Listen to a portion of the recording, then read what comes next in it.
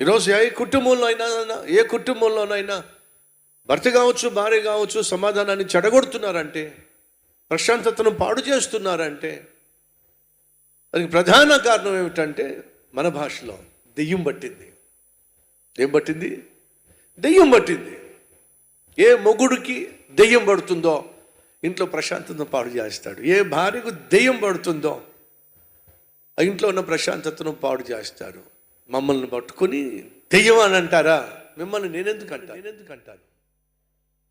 పాడు చేసేవాడి గురించి మాట్లాడుతున్నాను. మీరు అలాంటి వాళ్ళు కానే కాదు. అది నా బ్రహ్మ అన్న వాళ్ళు గట్టిగా చప్పట్లు కొడతారా? కొట్టి పడేశారు. మీరు సామాన్యులు కానే కాదు.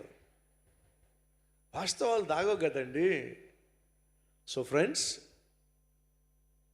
యేసుక్రీస్తు సమాధానకర్త.